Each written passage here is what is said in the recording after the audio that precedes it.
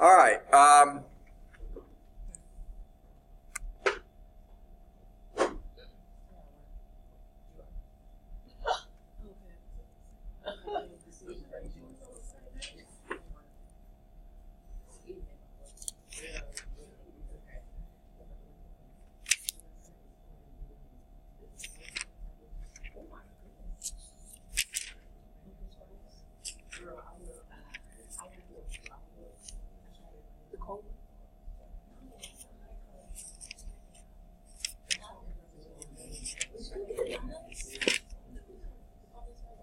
Oh, pretty good. Okay.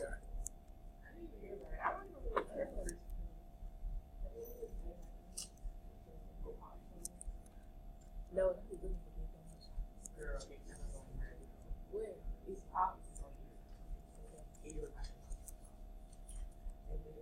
All right. We are recording. I did want to make this one announcement first. I wish more people were here. I told you about math team, right? Okay. And this has actually come up in a different context. Even if you don't feel like you want to participate in math team, actually the competition, it dawned on me, especially in some of my upper level classes, I've got mostly pre-engineers, and some of you may be pre-engineering. That kind of thing is going to really help them, I think, in preparing for one of their big exams. Engineers ultimately pass a professional engineering exam, but you have to work for so many years before you can even do that. But usually before they get to that point, they have another exam called the fundamentals exam, the FE. The other is called the PE. Fundamentals exam, most engineers take either, as someone said, during their junior year or sometime shortly after they finish, sometime in that time frame, because that's based on what they've gotten in school. And one of those sections, all these exams are in pieces. You know, you have like 4 or 5 different tests. One of them is almost strictly math. So I was telling my upper level students, hey, in a year or so, y'all are going to be taking they were telling me the names of the FE, the fundamental exam, and this is going to be a great thing to do, to practice, to know, because on those, you need to get the answer as quickly as you can and move on to the next problem, you know. And that's what the math team is about, you know, working out, finding the easiest way to do a solution, getting there quickly, and getting the right answers quickly. So, even if you aren't wanting to do the competition, I think you'll find the math team practice to be fun, but also very useful in upper level courses you take, whether you're an engineer or not. In the upper level courses, you're going to get an edge up on the other people in the class just because you've been exposed to it before. So you're invited to come to these. I think we're going to start meeting every Monday, Wednesday afternoon, 3:15 to 4:45. We may not go that late because she has the one student who wants to do it at that time has a class starting at 1:45, so I'm sure we'll finish sooner. And when we get tired, we'll say, okay, that's enough for today. You know, so 3:15 to no later than 4:45.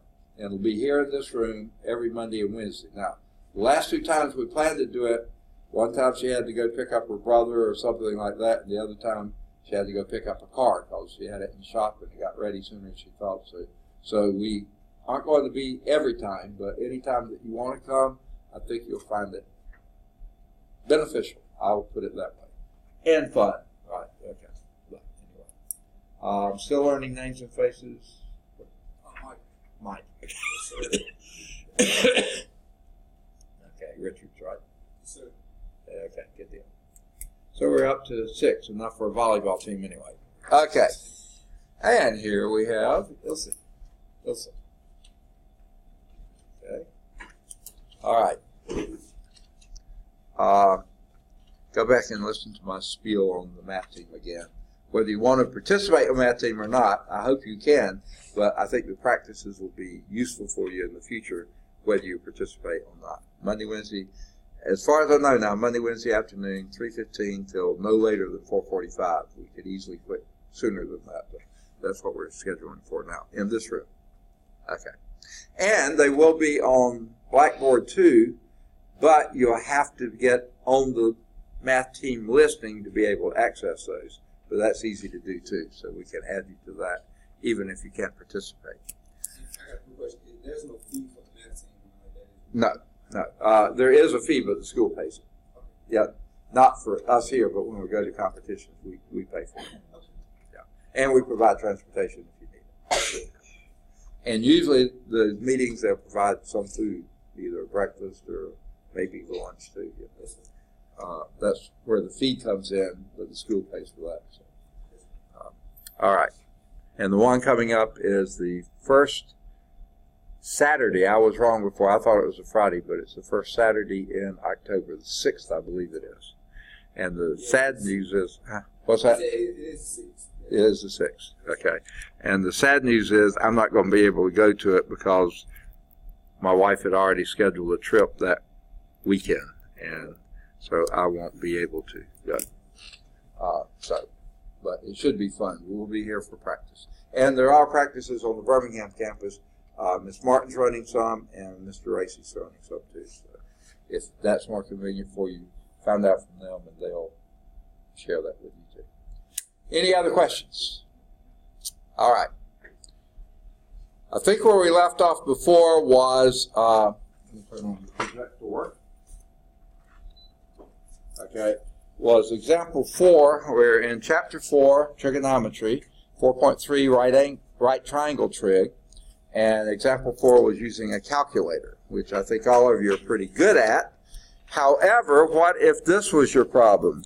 Use a calculator to evaluate the secant, that may be a problem because I don't think most calculators have this, of 5 degrees, 40 minutes, and 12 seconds. And there's another level of complication here. How in the world do we do that? Now, it may be that some of you have some real fancy, dancy calculators. Justin's here. That might accept degrees, minutes, and seconds. I'm making a wild guess that most of you don't. I know I don't, okay?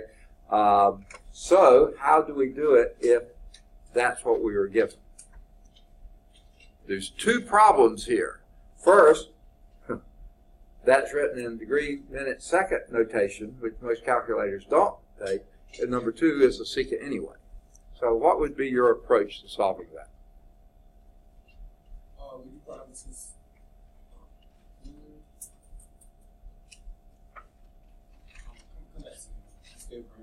Okay. Anyone got any ideas? What would be your first step to solve a problem like that? Answer that question. Would you probably turn the degree into Yeah, you want to get it into, okay. No, your calculators will take degrees. But the one thing is to get it into degrees, not minutes and seconds. Okay? So, how we write that, there's a couple ways. I'm going to do it the long, drawn-out way, and then I'll show you a little bit simpler. Okay? First, if I want to get seconds to minutes, okay? So how do I do that? 12 seconds multiplied by some conversion factor to give me so many minutes, okay? I'm going to write MIN rather than just a tick there so you'll know what I'm talking about. Okay, anytime you do a conversion, I say put the units in their place first. And that's what I did here. 12 seconds is what we're starting with. I put 2 blanks here. This blank is for numbers. One goes above and one goes below. And this is for units. One goes above and one goes below. That blank's for a number, and we know the unit there. We know number and unit here. We know unit there. Put the units in their place. What unit goes where? One goes above the line, one goes below the line. What goes where? Okay, just a second. Just a second. Taylor, okay. Jawan, all right. All right, anyone else come in while I wasn't looking? Okay. All right. Now, where did you say? Minutes over seconds. I'm going to put the symbols there. That's absolutely right. Why? So you can cancel out the seconds, and that leaves minutes right where you want it. Now, match the units to their, match the numbers with the units. How many minutes in a second, or how many seconds in a minute? Second? 60 seconds. So put the 60 with the seconds, 1 minute up there. Okay? Now that gives you 11/60th of a second. Well, I mean 12/60th. Well, I can reduce that. I know that 6 will go into this twice, and 6 will go into that 10 times. 2 will go into that once, 2 will go into that 5 times. So this is 1/5 of a minute, which I could also write as 0.2 minutes, right? And since I'm going to wind up in decimals anyway, I think that's not a bad idea, okay? But I don't really want it in minutes. I want it in degrees. But we got 40 minutes, and this gives me another 2/10 of a minute. So now we have 40.2 minutes. I'm going to multiply that by my conversion factor, and I want to come out with degrees. And again, what do you do first? Put what where? Put the units in their place. What unit goes where? Help me, help me.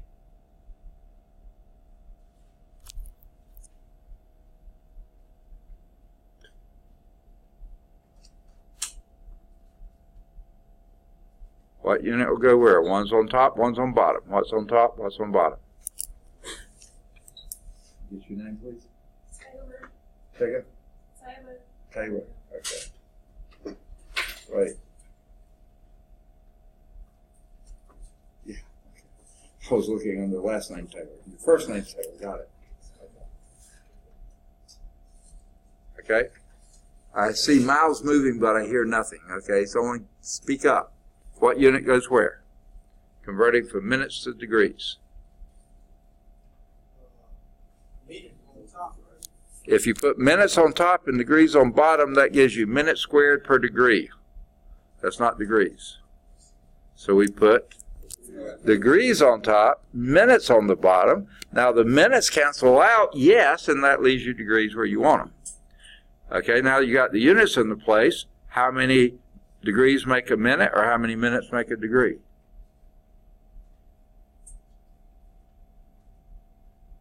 Hopefully you know that one too. It's the same as minutes and hours, by the way. How many? 60. 60 minutes makes 1 degree. Okay? Now, at this point, since we do want a decimal number there, I would say go on and do 40.2 divided by 60. Okay? You could reduce some stuff, but it's not going to be pretty. So just get your calculator. 40.2 divided by 60. Give me a decimal number. I think it's about 0.6, isn't it? What's your name, please? Okay.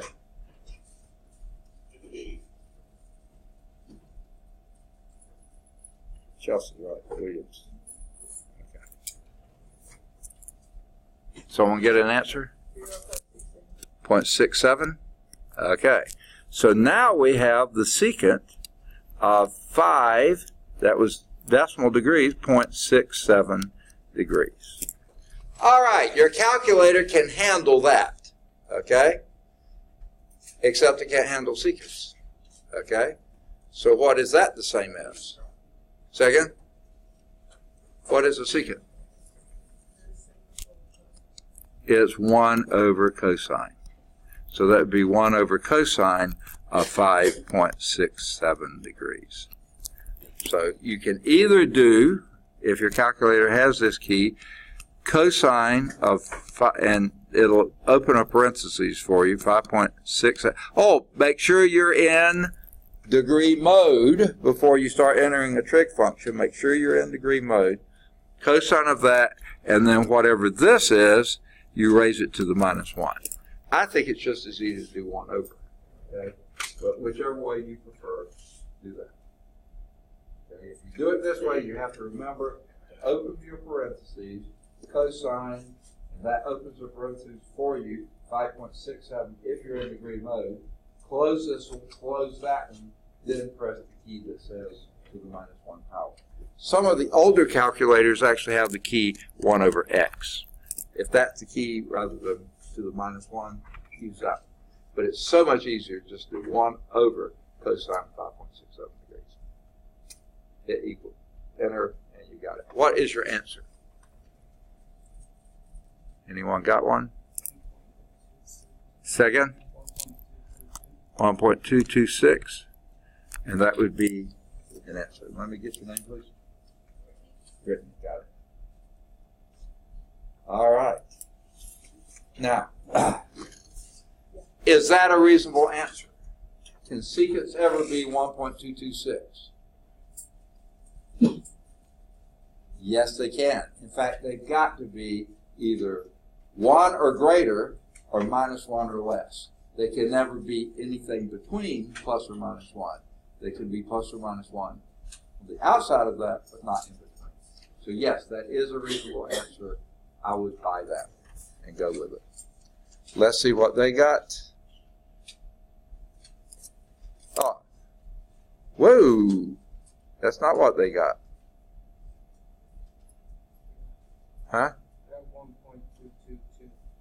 1.222, that's not what they got either. Huh? Okay, anyone get a different answer? Okay, and what was that? Okay. 0049. Okay. That sounds a little bit better. Are you sure you're in degree mode? Or were you in radian mode? Hill? Did you check that you were in degree mode? Okay.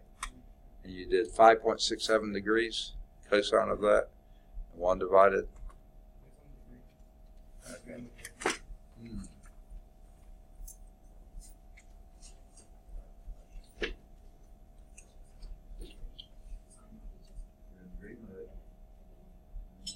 Okay, yeah. What?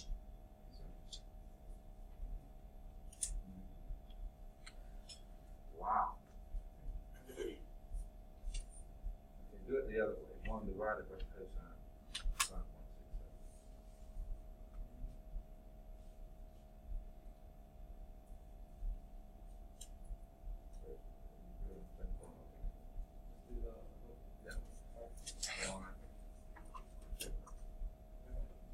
Okay, wait.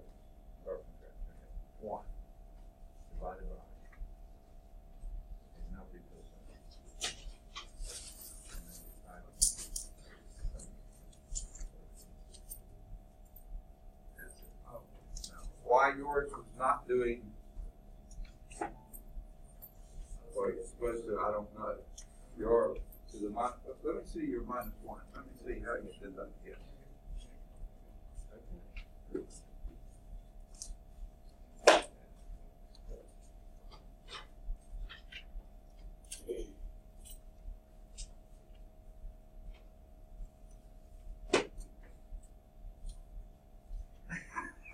I don't know. I know. I watched you do it. The same thing, and it gave you the other answer. But yeah, it did it right that time. Why it didn't the first time, I don't know.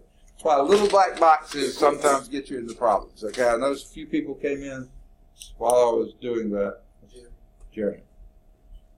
Got it. Okay, anyone else come in? Everybody else is here. Okay, that's the answer we have. I don't know why it did. Now, they do have a checkpoint down there. Highly recommend you do that. Remember the checkpoints, you can always see the audio-video solution at larsonprecalculus.com, a free website. All right. Any questions on that? That turned out to be a little more than I thought. Now, let me show you a little bit easier way to do it, if you want to. I wanted to show you conversion in general. Here's another way you could do it. And this would just be Okay, you can't do secant. That's obvious. But here's what you can do. For the cosine, I'll just do it on over. Cosine, then you can do the -1 if you can get it to work. 5 plus 40 over 60, you could probably reduce that in your head too.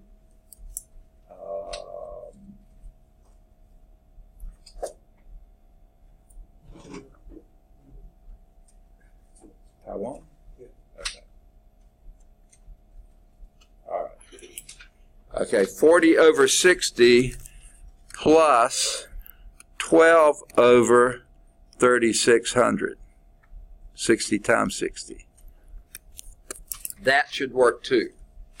If you don't want to stop and get seconds to minutes and then minutes to degrees and things like that, this will get it to you in one step. I mean, kind of one step.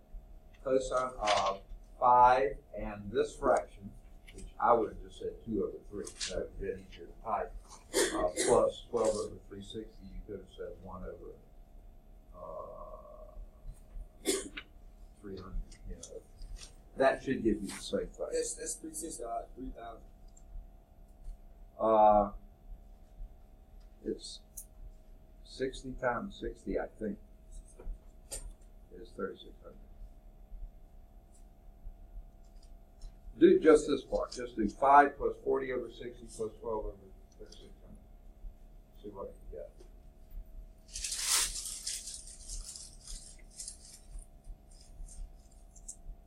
I'm sort of doing it in my head. So.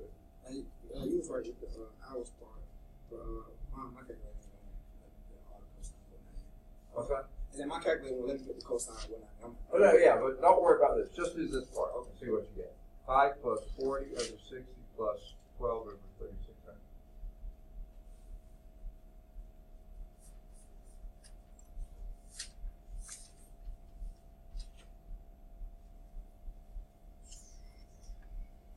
You get 5.67?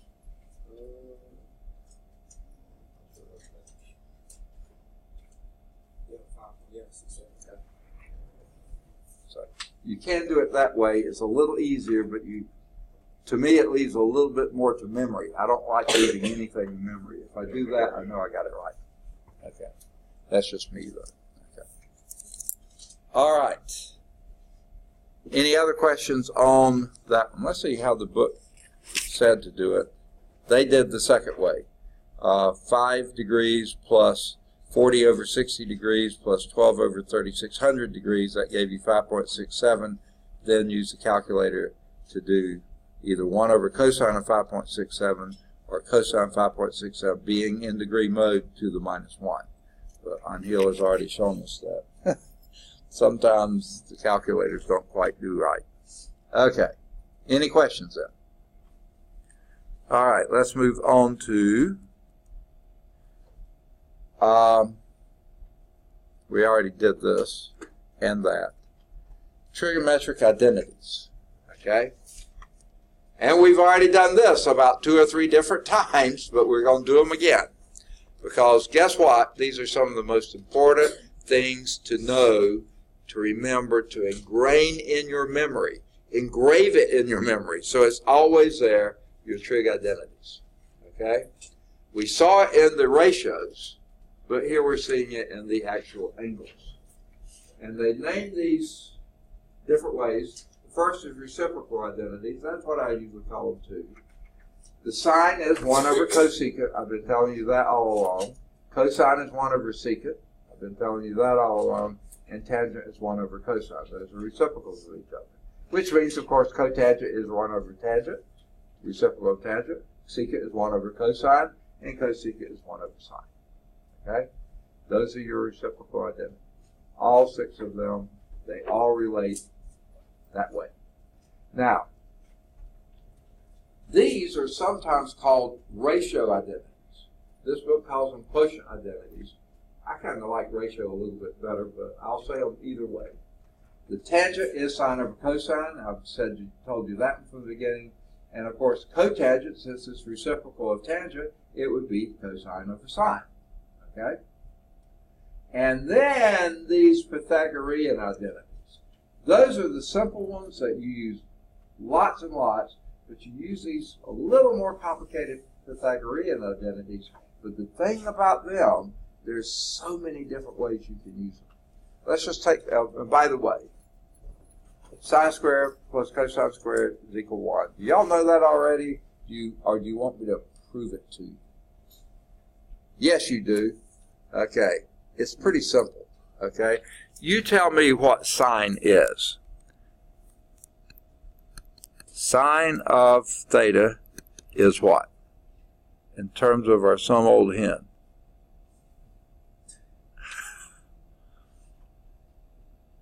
What was that?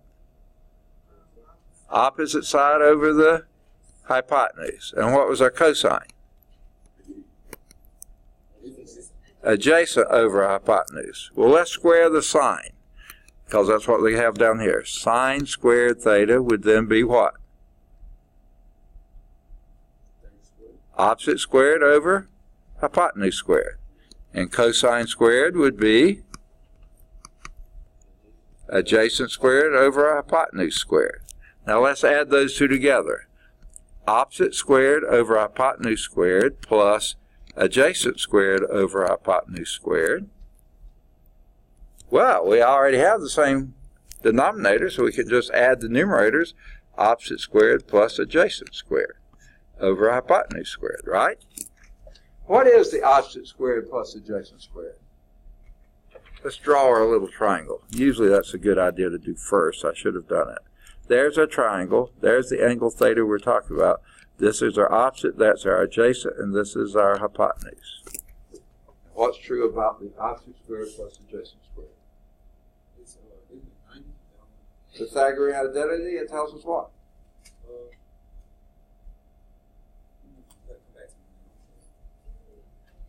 Is what? Is equal to c squared, where c is the hypotenuse. So it's h squared, isn't it? So h squared plus o squared plus a squared is equal to h squared. And what's h squared over h squared? 1. See? That's always true. You can't get around it. It's always true. Sine squared plus cosine squared is always equal to 1. Remember that. You will use it lots and lots and lots. But you'll use it in a lot of different ways too. Now, because I drew too big of a circle there, I'm going to take... Ooh, that's not what I wanted it to do. Okay, but it did take it off. Okay. I'm going to show you some other ways to write this. Okay? One other way, and you'll see this a lot too, let's subtract a cosine squared from both sides. And that would give you sine squared theta is equal to 1 minus cosine squared theta. That's that same Pythagorean identity. Or subtract the other way and you get cosine squared theta is equal to 1 minus sine squared theta. Okay? And guess what? You could take a square root of either one of these and have sine theta is equal to the square root plus or minus the square root of 1 minus cosine squared theta. Or cosine theta is equal to plus or minus the square root of 1 minus sine squared theta. All these come straight from the Pythagorean identity. Okay? So those are all forms of that one Pythagorean identity. Now, where do they come up with this next one? Is that something else to memorize? Please don't. I'm not much of a memorizer, so I don't really care for memorizing. Okay? If you are a memorizer, fine, knock yourself out. Memorize these things. But I like to remember how you get them. This first one, I'm going to divide this one that we all know now, right? Everybody knows sine squared theta plus cosine squared theta is equal to 1, right? No doubt about it, right? So let's divide both sides by sine squared theta. Everything on both sides by sine squared theta. Now what's sine squared over sine squared? 1. Okay, very good. What's cosine? Oh boy, they did it the other way. This is going to be the third one. What is cosine squared theta over sine squared theta? Cotangent squared theta. And what is 1 over sine squared theta? Cosecant. So secant squared theta, that gives you that one right there. Okay? Now, let's back up. And this time we're going to divide by cosine squared theta. That's what I wanted to do the first time, but I thought they were doing this one first. Cosine squared theta. And what's sine squared over cosine squared? Tangent squared theta. And what's cosine squared over cosine squared theta? 1. And what's 1 over cosine squared theta? Secant squared theta. There you got another one. Okay? So all these come from that one basic one there. Okay? Now, not only that, you could subtract the tangent squared from both sides of this. And let me erase some of this so I can write better. Okay, let's subtract the tangent squared theta from both sides. And here we have 1 is equal to secant squared theta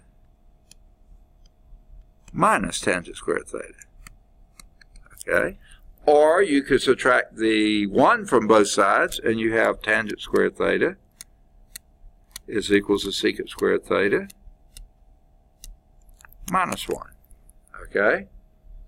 Or you could have taken the square root of both sides of this one and had secant theta is equal to plus or minus the square root of 1 plus tangent squared theta. Or take a square root of this, you get tangent theta is equal to plus or minus the square root of secant squared theta minus 1. There are tons of ways to write these. And then this one you do the same thing. Subtract 1 from both sides, subtract cosine tangent squared from both sides.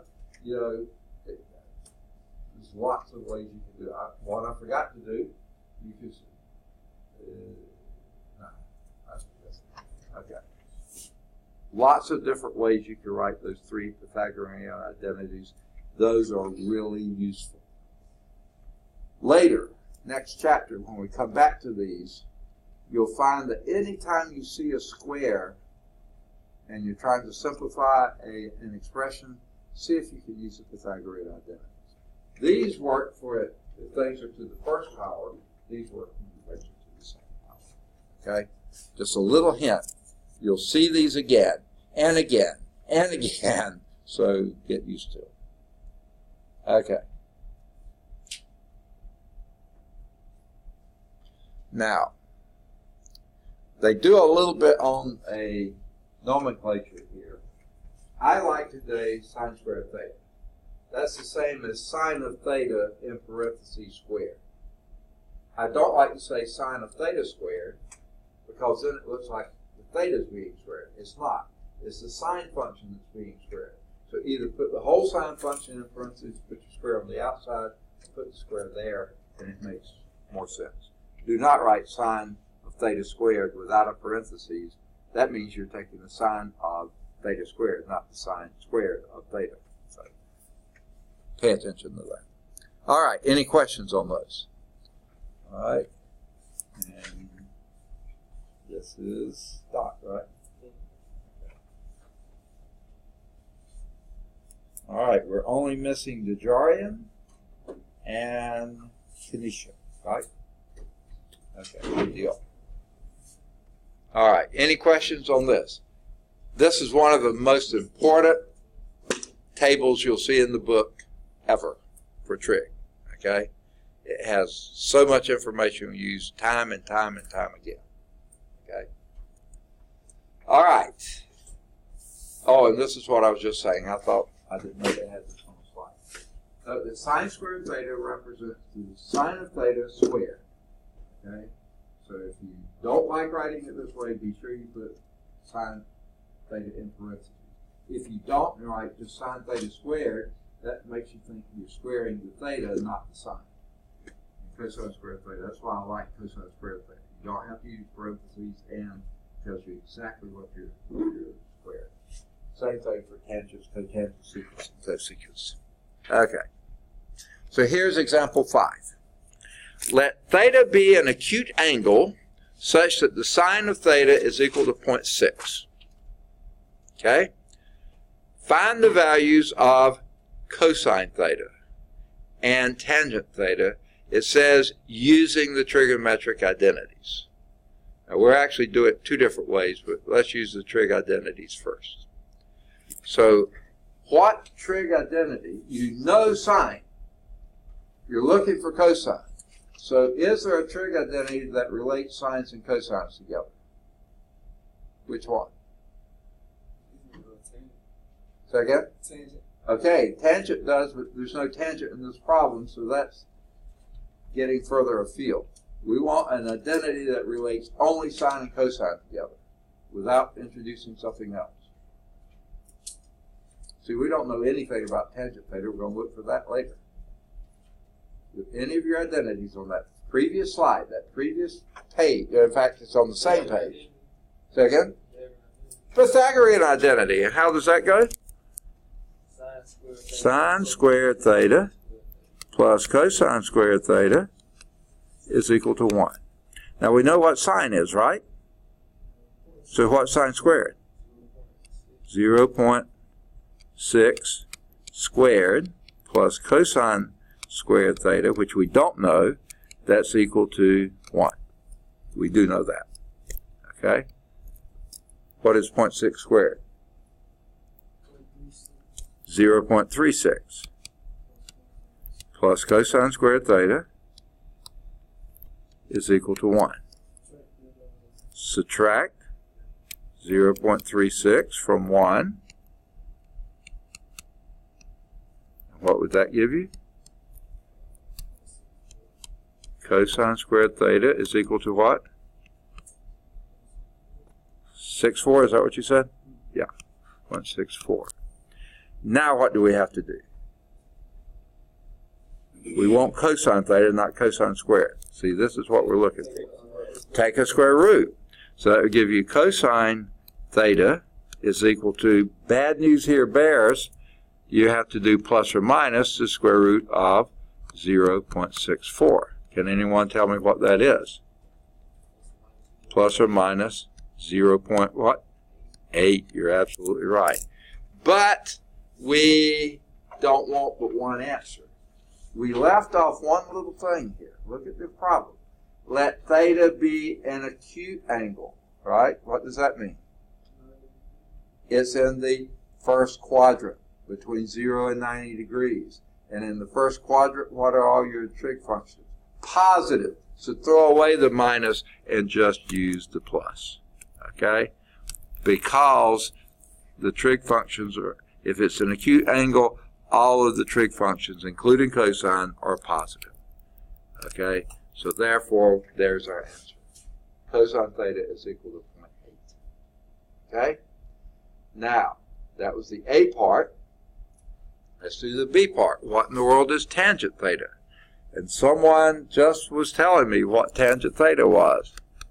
What is tangent theta? Say again? Someone said it, I thought. Sine over cosine. You're absolutely right. Sine theta over cosine theta. And we know what sine theta is. That was given. What is it? 0.6. And we just calculated what cosine theta was for acute angles was 0.8. And do the math there, and you get 3/4, which is 0.75. All right, so we know what tangent theta is too. Now that's using the identities. Now, do I like using the identities? Yeah, when they're useful. But you know what else? I look at that and say, hey, I can draw me a picture and get the same answers. Okay? Let's draw that picture. Okay? Let's just say this is the angle theta, and the sine of theta is 0.6. We'll write that as a decimal, as a fraction. What would that be? 0.6 is? We'll say it. What is it when you say that? Rather than 0.6, say that as a number. 6/10. 6/10 reduces to 3/5. And sine is what? Some old hen.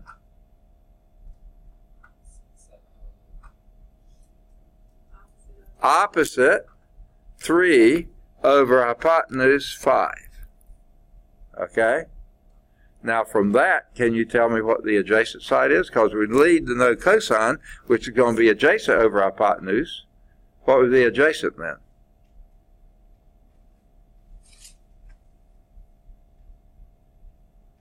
Maybe this isn't a good idea.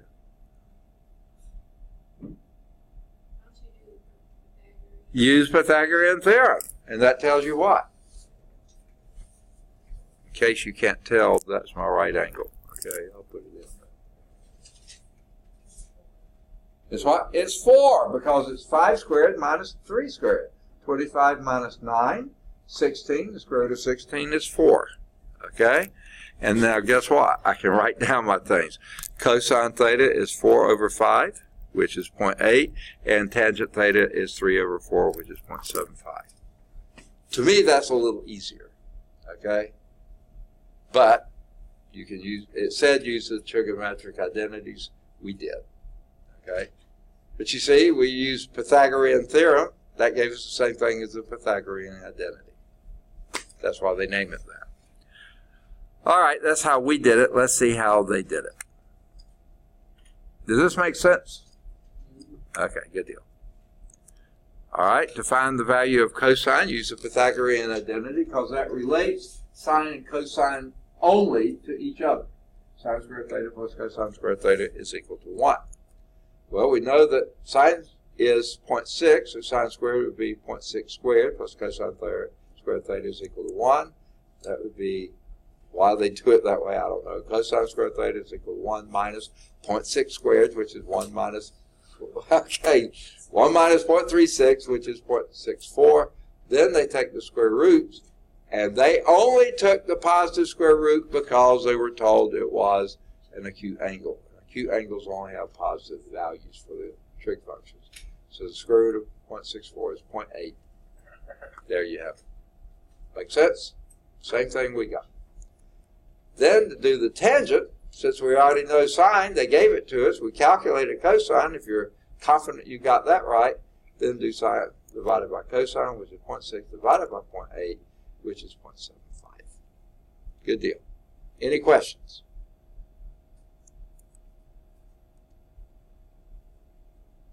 All right. And then they did it this way to check the results. And this is perfectly fine too. They didn't write it as fractions. They wrote 0.6 here and 1 there. That's true.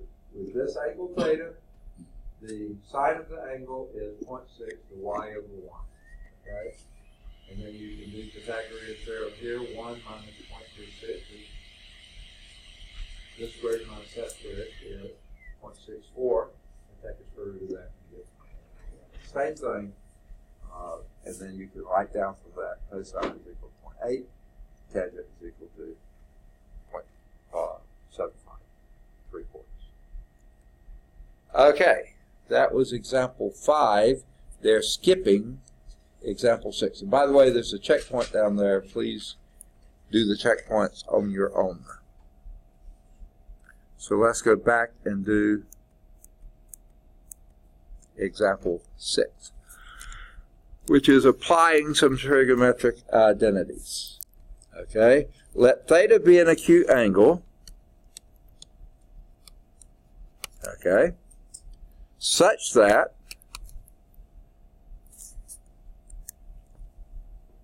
the tangent of theta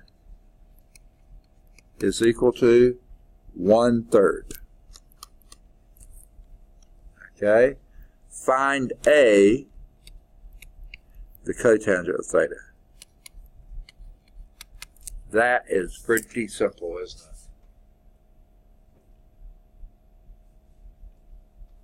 What would that be?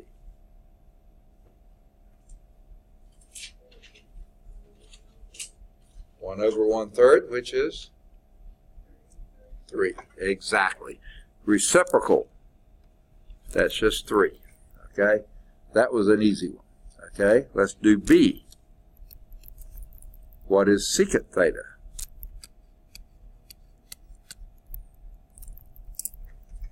Now, I can't think of any way to relate tangent and cotangents to get secants, but I do know you can just deal with tangents to get secants. How do you do that?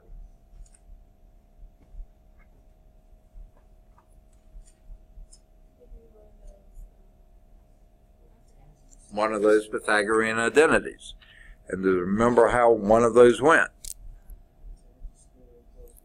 Okay, tangent square. Okay, I'm sorry, I can't hear you. Okay, let me go back and write what you're saying, not what I was thinking.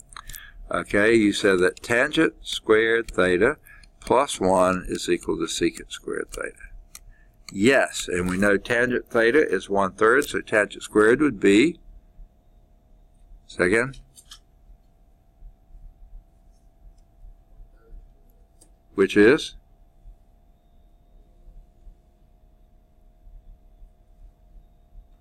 1/3 squared is 1/9, plus 1 is equal to secant squared theta. Okay? Well, how many ninths is 1?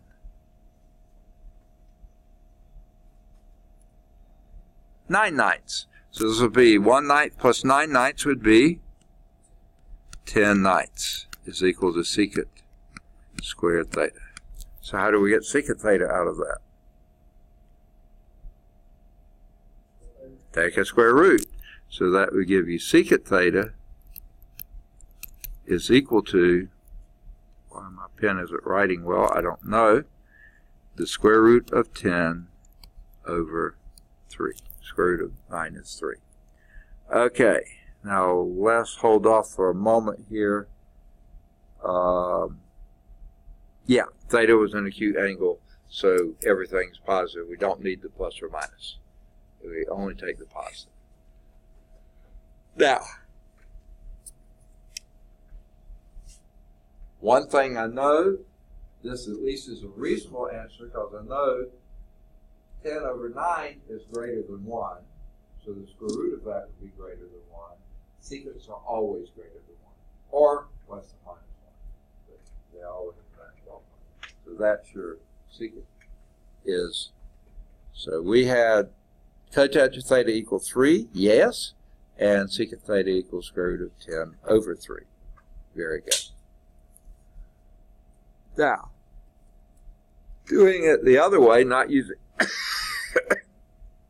identities, if I draw the angle here, a triangle here, and put this as my theta, and when you say tangent theta is equal to 1/3, what is tangent in terms of our hens and stuff? Opposite. So that would be 1 over 3. And once you have that, you can get cotangent is 3 over 1, right? Adjacent over 1. So that was real easy, but it was with the reciprocal identity too. But now secant is what? Secant theta is what? No, not opposite. That's cosine. It's 1 over that, which is hypotenuse over adjacent. Remember, it's a reciprocal of cosine. Cosine is adjacent over hypotenuse, call another hen. So secant is 1 over that, which is hypotenuse over adjacent. Do we know the hypotenuse?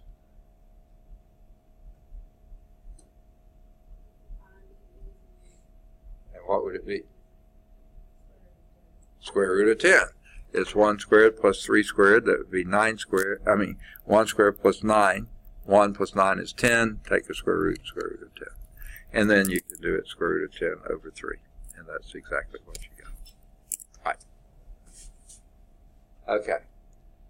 To me, the triangles usually are easier than, especially if you have a fact. Now, cotangent is 1 over tangent. You don't have to write it on triangle for that. But the Pythagorean identities, yeah, you can go through the squares and stuff like that. You do the same thing with Pythagorean theorem, but it's a little, I think it's just easier to see them once you got it. You got all those done. Okay, so that was example 6. There is a checkpoint following that too, so by all means use that. Let's move to example 7.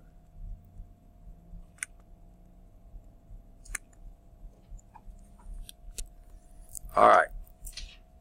Use trigonometric identities to transform the left-hand side of the equation into the right-hand side, and this is good for all thetas between 0 and pi halves. What would you say? What's another way of saying that? I can think of two other ways of saying that.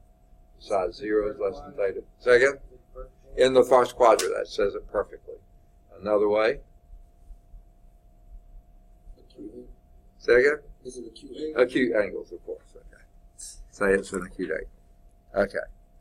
So here's the A. It says that sine theta times cosecant theta is equal to 1. Now it says use trigonometric identities to do this. And that is the easy way to do it. If I could write, that is one of the ugliest cosecant thetas I've ever seen. Okay. Okay, that's a little bit better. Okay. How would you use a trig identity to show that the left-hand side is equal to the right-hand side? Let me give you my little hint. If nothing pops out at you at the very beginning, see if you can get everything you can in terms of sines and cosines. The sine's already in terms of sine, so let's leave that alone. But what in the world is cosecant in terms of sines and cosines? 1 over sine. And guess what? That is equal to 1. Yeah. So that's all you have to do on that one. Pretty straightforward. Let's do the B one. Cosecant theta plus cotangent theta times cosecant theta minus cotangent theta is equal to 1. Are they kidding me? Could all that be equal to 1? How would you proceed?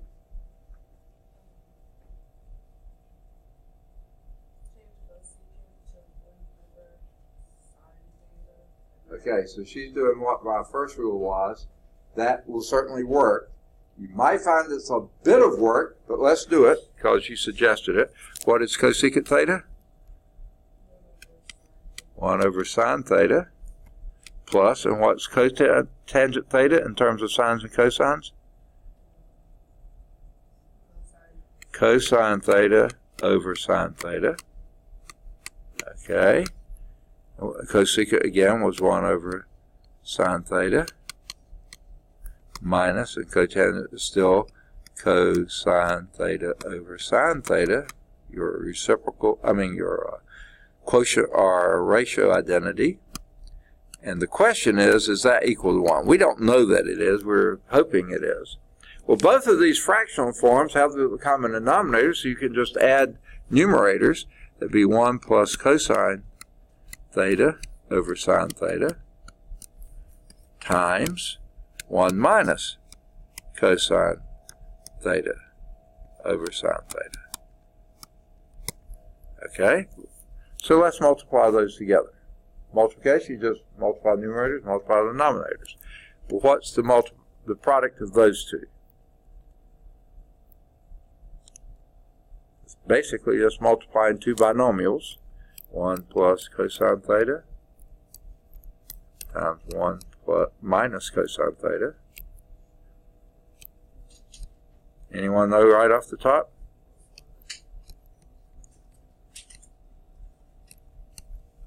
Well, you can FOIL it if you want to. 1 times 1 is 1.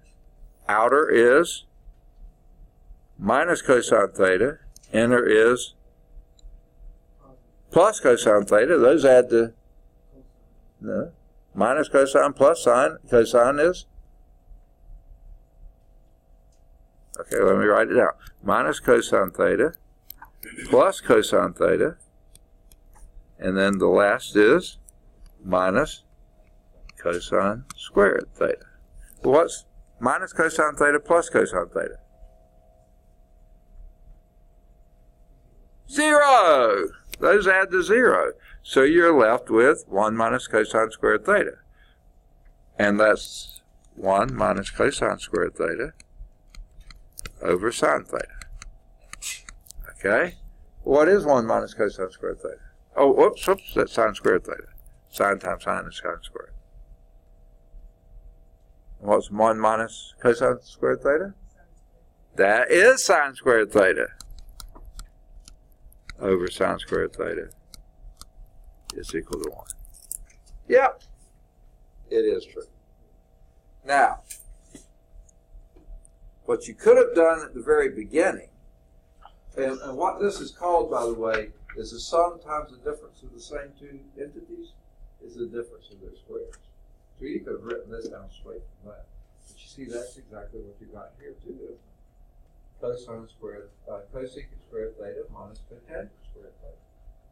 And if you go back and check one of those identities I showed you,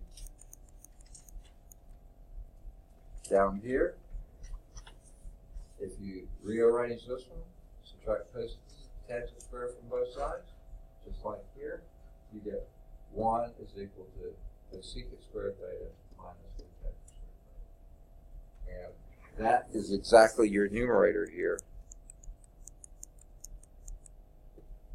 if you had multiplied those two together. So cosecant squared theta minus cotangent squared theta, that is equal to 1. So you could have done it in just a couple of steps. This way works too. Just gets you a few fractions in there. Those are always fun. But if you had recognized that, you could have gone just straight to multiply those two out. Cosecant squared theta minus cotangent squared theta, go back and check your Pythagorean identities and solve. Hey, that is 1. It's equal to 1. Okay? Good deal. So usually there's several ways to get there. Whatever way you see best, go for it. The key is don't make any errors on the way. Okay? As long as you don't make any errors, whatever way you route, go, you'll probably get the right answer.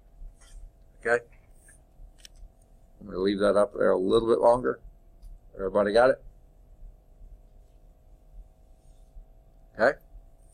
There is a checkpoint there. It seems like that might be well worth doing. All right. Next thing we have then is applications involving right triangles. Okay? In other words, we're going to be what they call solving right triangles. Okay? Many applications of trigonometry involve this process of solving the right triangle. In this type of an application, you're generally given one side of a right triangle and one of the two acute angles. You're asked to find one of the other sides, or you're given two sides and asked to find one of the acute angles. Okay? That's all. It's called solving the right triangle. So, given the information you're given, you try to figure out everything else about that triangle.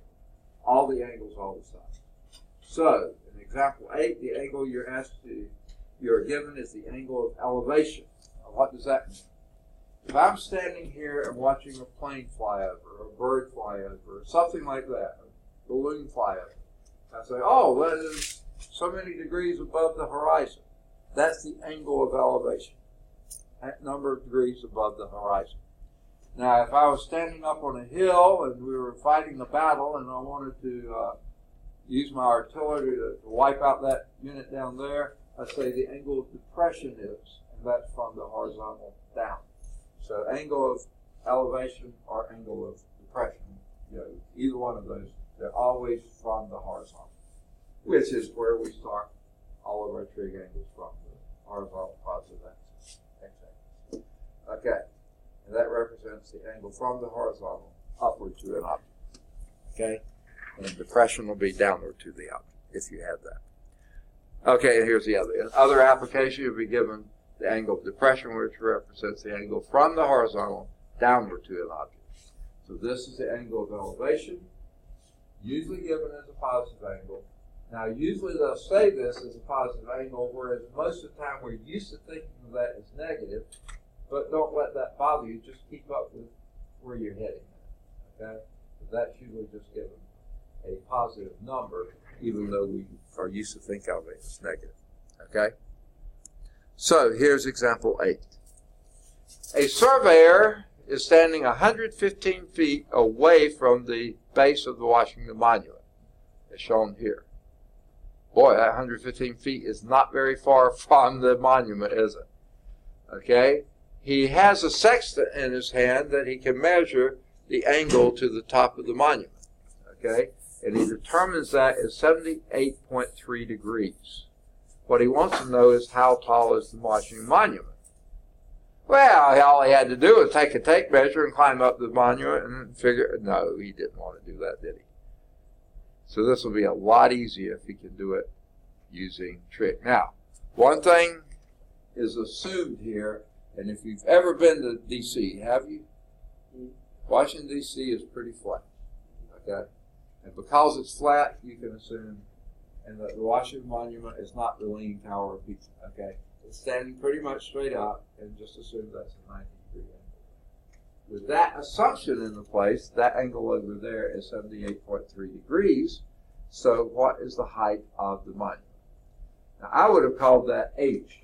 They called it Y. I don't care what you call it. You can call it Fred. You got anything you want to. Okay? But this we know is 115 feet. They gave us that. They gave us this angle. Can you give me what Y is? Well, the question to ask yourself, is there any trig relationship between what's given, that angle, and the X, and what you're looking for, which is the Y? Is there any trig relationship between those? What is it?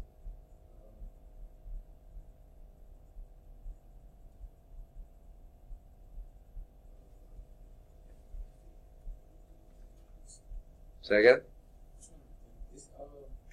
Which one of the trig functions relate that to that? Okay. Oh, like, I feel probably like, I know what you're talking about now. Cosine? Okay, what is cosine with our hands? Okay, let's identify what's what here. Okay, like I said before, let's just assume that's a right angle there. That the Washington Monument is vertical and the ground is horizontal. Okay, that's going to be our right angle. So what would this side be then? For this angle here, what would the 115 be?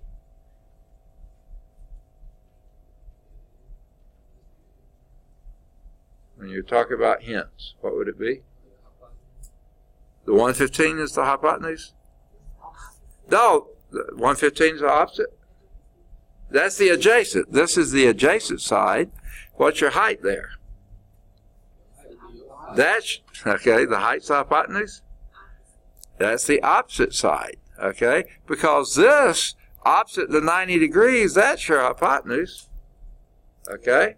So, what trig function relates an angle to its opposite side and its adjacent side? Say again? I thought I heard someone drag it out. Tangent, exactly. We know that tangent of 78.3 degrees would be the opposite side y over the adjacent side 115. And that is feet. If you want to put feet there, you can. So then multiply both sides of the equation by 115 feet. Okay? These wipe out, and you have y is equal to 115 times the tangent of 78.3 degrees. Pull out your handy-dandy little calculators. Be sure you're in what mode? Degree mode. And do 115 times tangent of 78.3. If you're in degree mode, 78.3. Press your equal sign, and what do you get?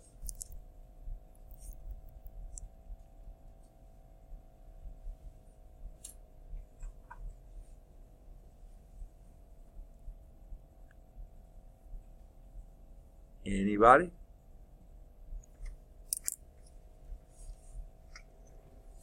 $115 times tangent of 78.3 degrees.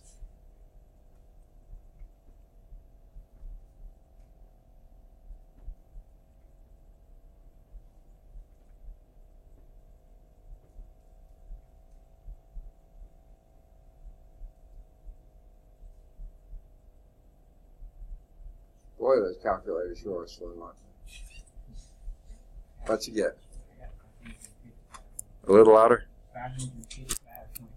555.3 feet. Okay, now, why feet? Well, one reason is this has dimensions. Trig functions never have dimensions. They're pure numbers. They're ratios. So that's a pure number times this. It's just a scalar times a dimension quantity that gives you that. Now, in my little way of looking at things, I say this has 3 significant digits. That has 3 significant digits. My feeling is the answer can't be more than 3. So I'd say 555 feet. I would say approximately equal to that. Y is approximately equal to 555 feet. Let's see what the book, well, we're going to see what the book did. I bet you they do more digits than that. They just love to do that. No, they rounded to 555. Good for them. Okay? So let's see how they did the problem. You see how we did it? From the figure, you can see that the tangent is, we know from our trig identities, is that the opposite over adjacent. The opposite side is our height, y. The adjacent side was that 115 feet, because that's how far it was from it. Y over x, where, goodness, they did this. X is 115, y is the height. Multiply both sides by x, or 115, you have, they substitute one number but not the other. Y is equal to x times tangent of 78.3, and that's 115 times the tangent of 78.3, which is 4.82, blah, blah, blah. That's going to be approximately 555 feet.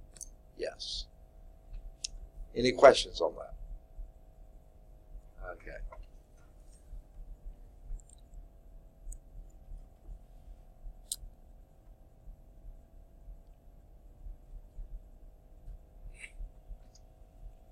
Okay. They're skipping example 9, so let's back up and do example 9.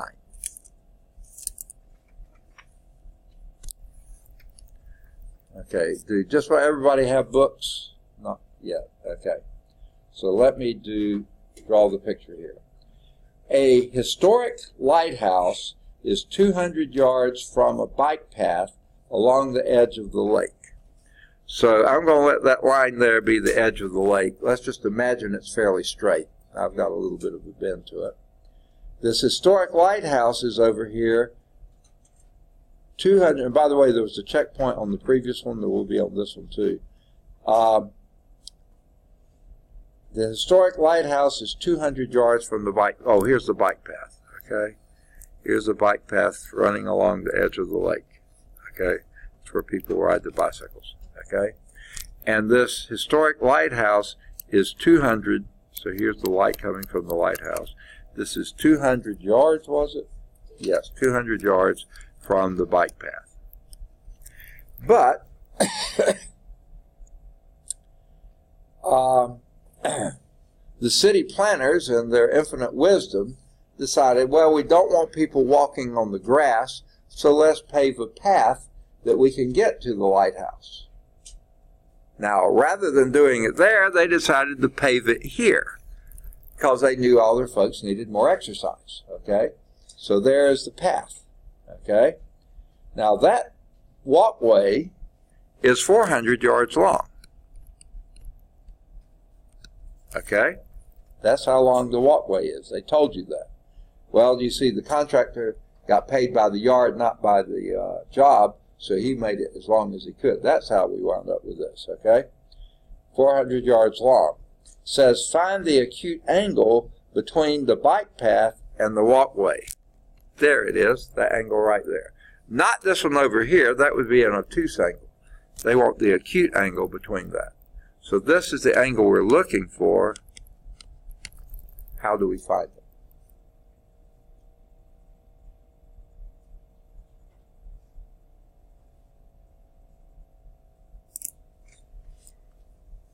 Well, we're looking for that angle, and we know this side and that side. And by the way, this is the right angle here, because it says 200 yards, that means straight line, short distance, that's perpendicular. Okay?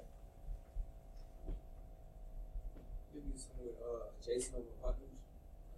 Okay, say that again. Would be something with adjacent over hypotenuse. Okay, adjacent to theta would be this one here. Are we really interested in that? We know this one. That would be the opposite and hypotenuse. You're right to say that's the hypotenuse. This is the opposite side here to that angle. So here's your opposite. This is your hypotenuse. What trig function relates an angle to its opposite and hypotenuse? Say again? Sine. So we write that as sine of theta is equal to what?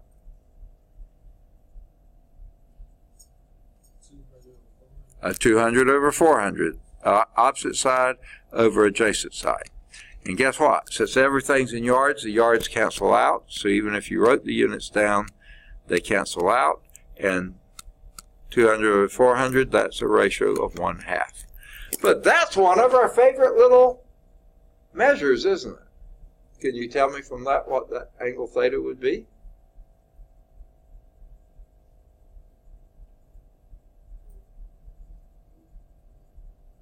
Remember our little favorite ones there? Oh, we don't remember them, do we?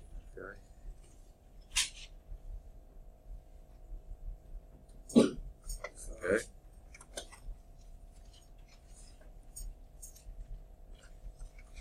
Okay. I'll start here and go to here.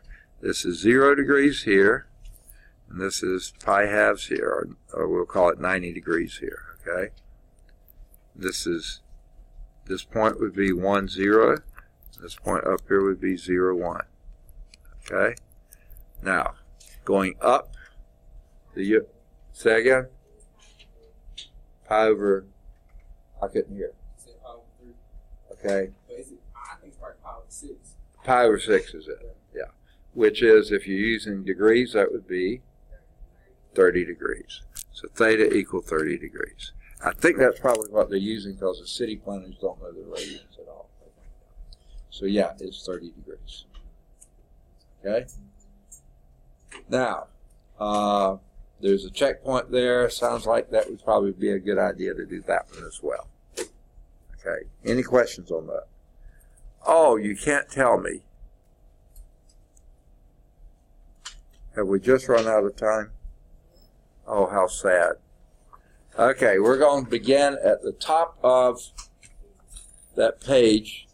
But by now you're able to recognize, which I'm sure y'all did really quickly, and this is the slide we'll start at next time. Sorry, I had hoped we'd finish the chapter, but we didn't quite.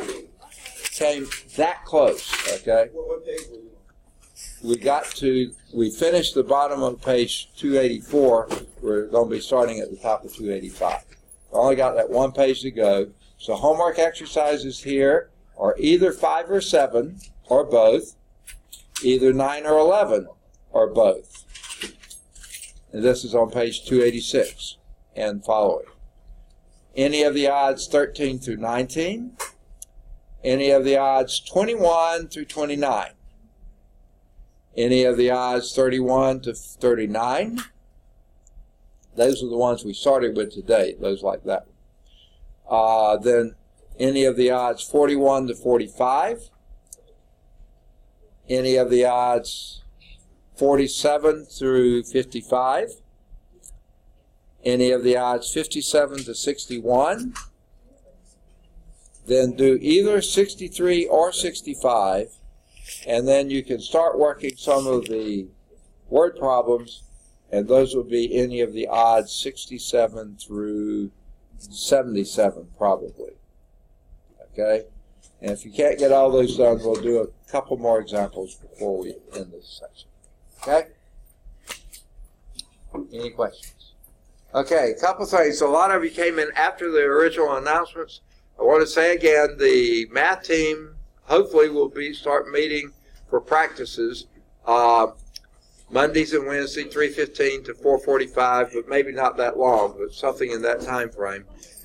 And what I was suggesting to everybody, if you're going to be doing further math later, or if you're a pre-engineer and you're going to be taking a fundamental engineering exam sometime later, the more exposure you can get to these kind of problems, the better. So it's fun, and it's probably going to be beneficial to you. So whether you can be on the team or not, or you even want to be on the team or not, I think you'd find it pretty useful. So Mondays, Wednesdays, 3:15 in this room, and we'll be recording on Screencast-O-Matic. It'll be put up there on YouTube, but you'll need to get your name added to the math team list. Even if you're not going to participate, if you wanted your name added to the list, we can get you on the list. All right? Good deal.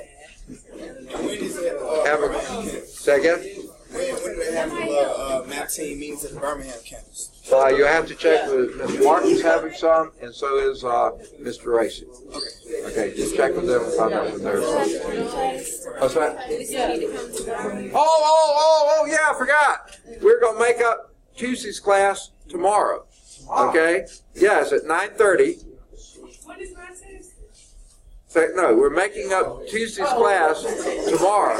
Remember, I was at the doctor's. We're going to be at 9:30, and y'all can decide whether we do 45 minutes worth or do the full hour and 15 minutes, because actually we weren't supposed to start until 10. We go until 10 to 10:45, or we'll do the whole hour. 9:30. 9:30 here in this room. What's the test? It'll be at the end of 4.4. Okay, it's take home, right? Yeah, it'll be take home. Okay. Yeah, unless you'd rather have it in class. Okay. All right. Your time. Okay.